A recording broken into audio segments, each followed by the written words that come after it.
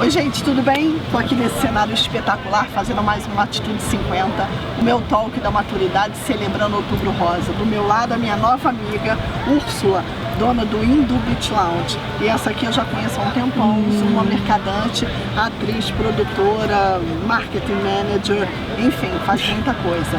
A gente vai celebrar, vou te dar aqui o seu tchim-tchim e você também o seu. Porque a gente tem esse super gin como nosso patrocinador, afinal de contas, o melhor da vida é celebrar, né? Não é? Então, tchim. Adorei, meninas. É isso. Outubro Rosa. Cuide-se. Me chamo Kika Gama Lobo, tenho um projeto pessoal batizado Atitude 50. Eu sou uma youtuber da maturidade. Queria agradecer ao Hindu Beach Lounge por essa oportunidade de falar um pouco sobre Outubro Rosa. Afinal de contas, tudo começou com o meu câncer. Bom, como eu falei para vocês, eu queria contar a minha historinha do câncer, porque eu acho que pode ser útil para outras mulheres. Eu tive um câncer ginecológico feminino aos 47 anos, um câncer de endométrio, que é na região do útero, perto do reto, é um câncer oculto e que normalmente dá em mulheres acima de 70 anos. O primeiro sintoma é o sangramento. Como eu ainda menstruava, isso ficou maquiado em mim.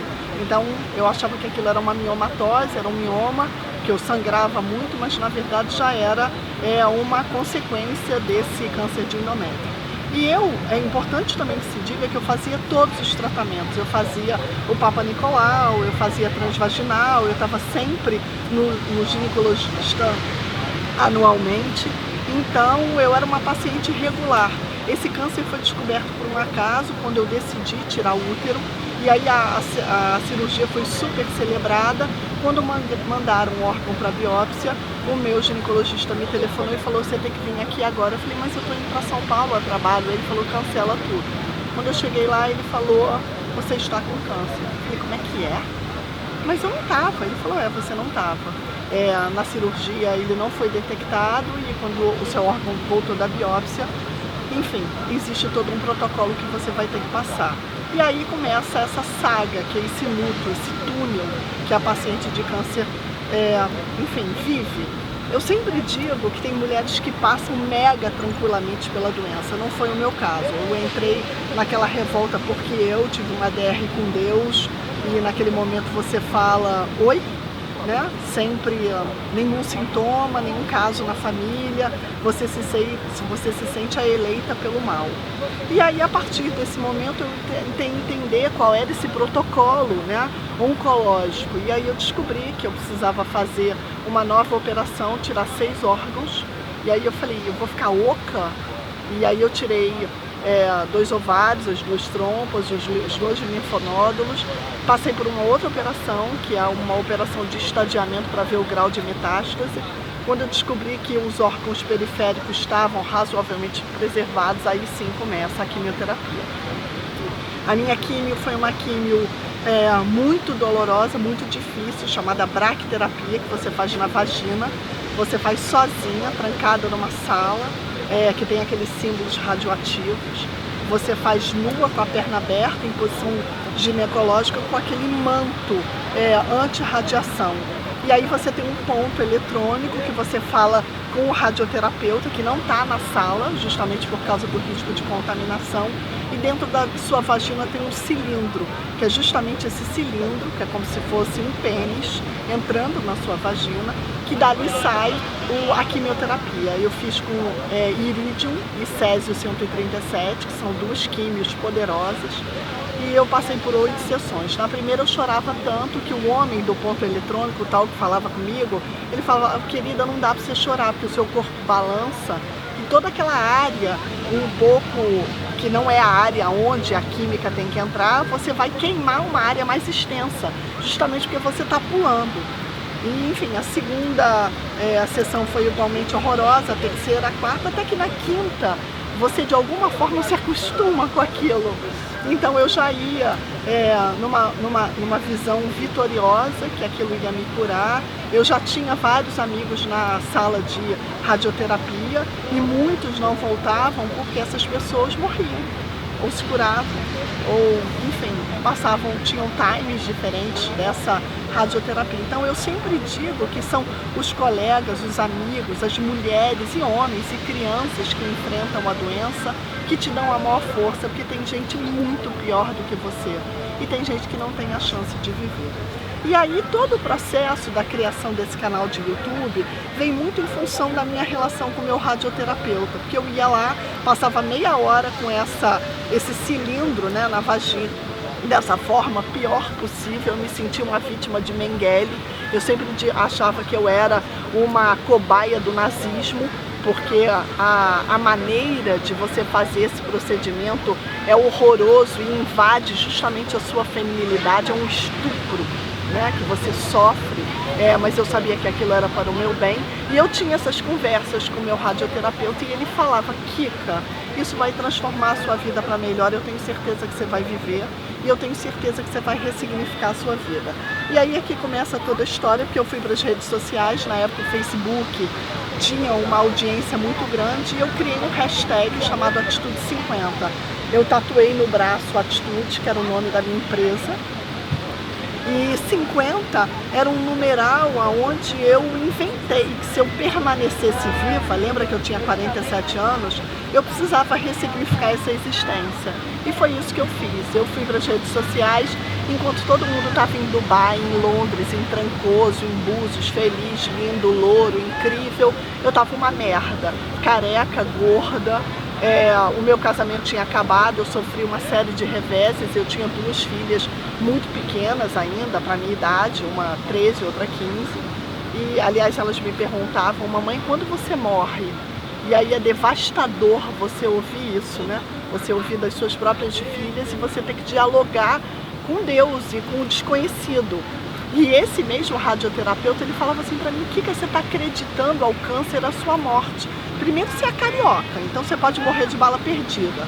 Depois você pode ser atropelada. Depois você pode ter um ataque do coração. A vida é imprevisível. E é justamente essa imprevisibilidade, essa finitude que as pessoas têm que lidar. Só que a gente esquece, a gente acha que é imortal, a gente acha que a vida não vai acabar nunca. E o câncer, para mim, foi um chamamento. Eu decidi, então, através desses posts, que eu falava que todo mundo era feliz e eu era uma merda, porque eu precisava criar 2 filhas, eu sempre fui arrimo de família. O meu marido, quando eu contei que eu estava com câncer, ele foi jogar tênis, e o casamento de 24 anos, que já não ia bem, acabou. E as minhas filhas foram expulsas do colégio por nota, e aí quando eu fui reclamar lá na frente, já estava lá na 6ª sessão de químio, a mulher, a diretora da escola, falou: ué, mas você falou que não estava com câncer. Aí eu falei para elas: a categoria pena pode? Então, assim, a coitada está doente, as filhas repetiram na escola, e eu só queria que elas pudessem repetir aquele ano.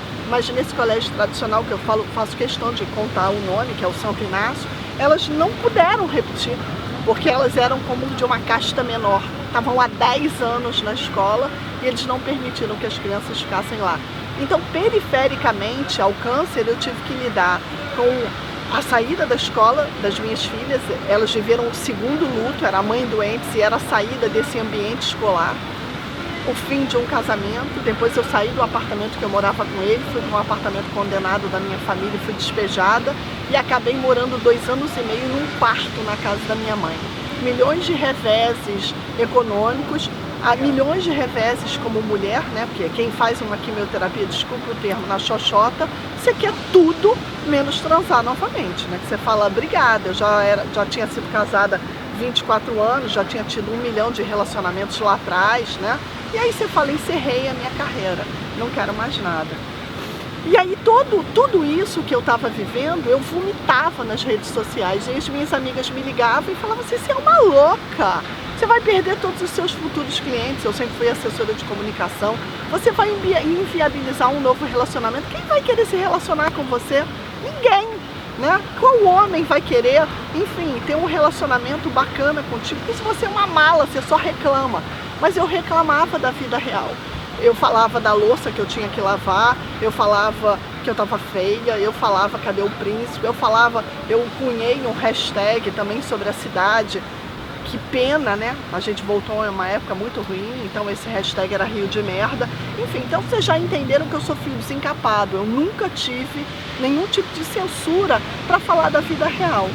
E aí as minhas amigas, como eu estava comentando, me ligavam e falavam: você é uma louca, mas as anônimas que eram minhas amigas no Facebook, porque a minha rede social é aberta, inclusive hoje o Instagram também é aberto, mandavam um inbox para mim, eu também estou doente, as minhas filhas me dão trabalho, eu não transo há um tempão, eu tomo uma baranga, eu tenho uma pilha de louça para lavar, como é que faz?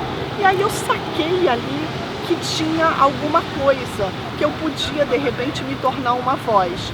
Uma amiga minha, Luciana Neiva, um dia olhou pra minha cara e falou: você quer ser uma youtuber? Eu falei: claro que não, né, amiga? Eu, velha, ser youtuber? Youtuber é a garota linda que viaja, que veste roupa, que tem um corpão, que é maravilhosa. Eu não, né? Então, cheia de cicatriz, gorda, não sou magra hoje, mas deu uma melhorada. Quando o meu cabelo nasceu, eu deixei o cabelo branco. Hoje vocês podem ver que o cabelo é todo misturado. Eu amei ficar grisalha, que eu acho que é outro tabu dessa mulher, que ela tem que ser livre, se sentir bem. Voltando, passou um aviãozinho, fez um barulhão, a gente teve que cortar, mas voltando então.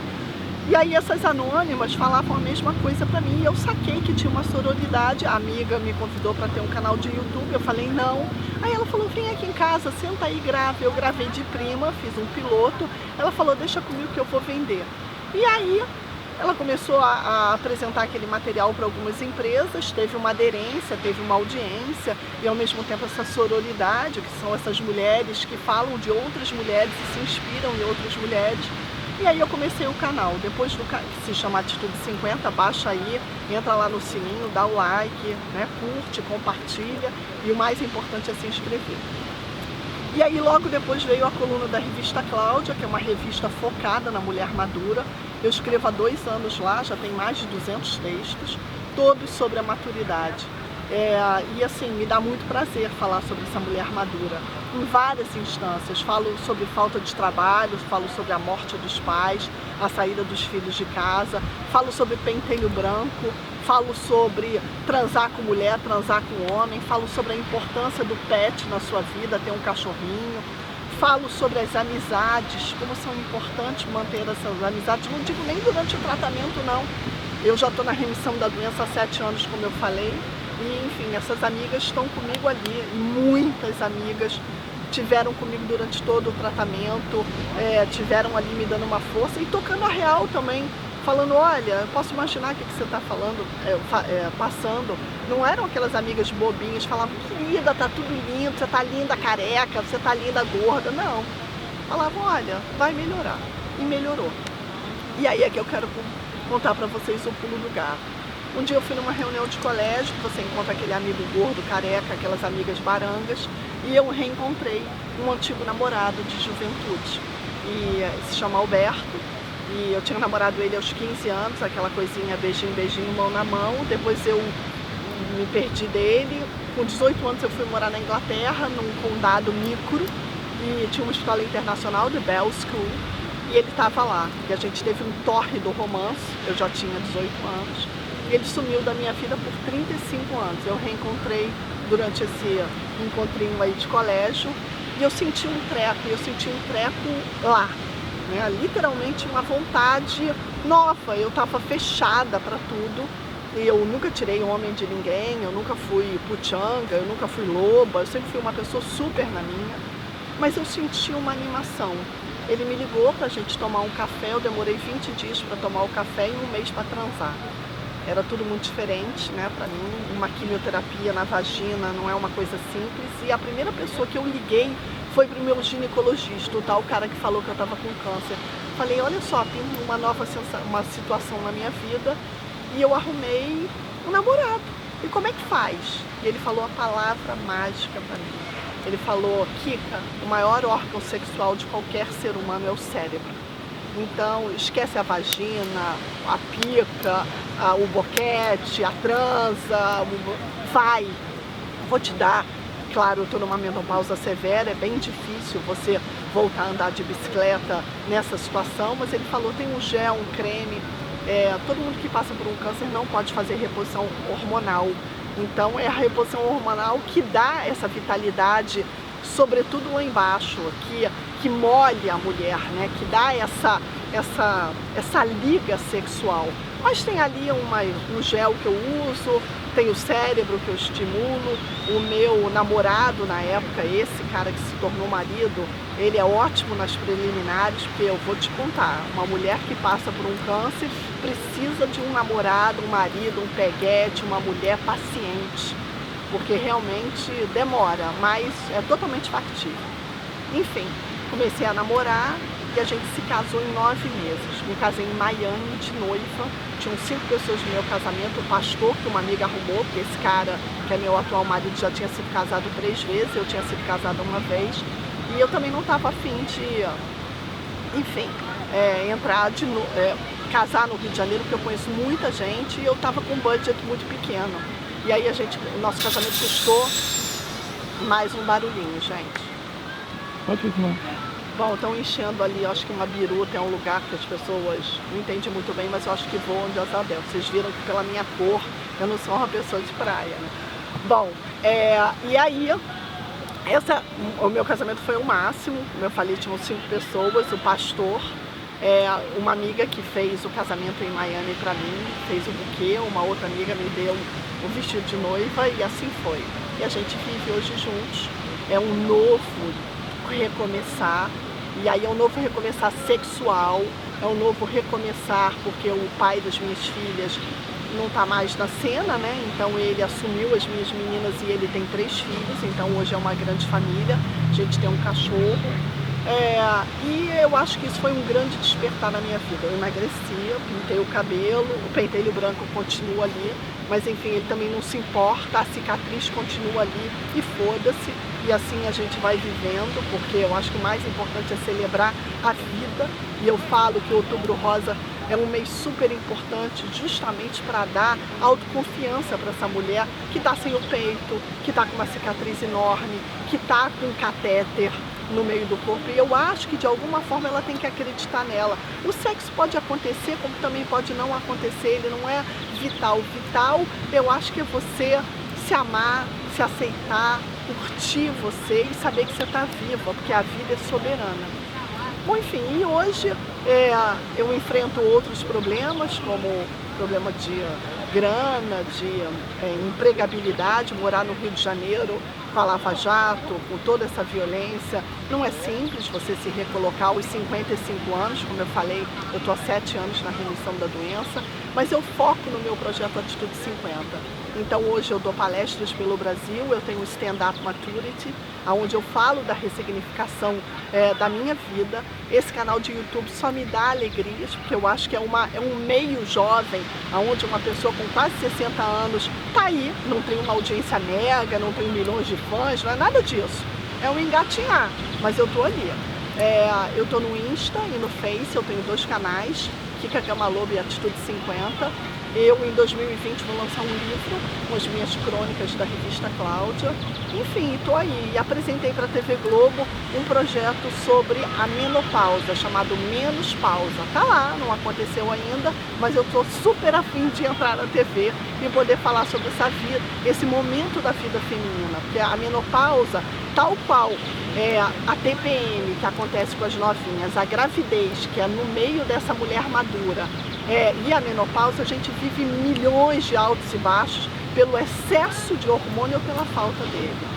Enfim, então eu só tenho a agradecer ao Hindu Beach Lounge, a Zuma Mercadante, que me convidou para estar aqui, e poder falar um pouco da minha história. Então é isso, Atitude 50 na veia, e eu espero vocês nas minhas redes. Beijo!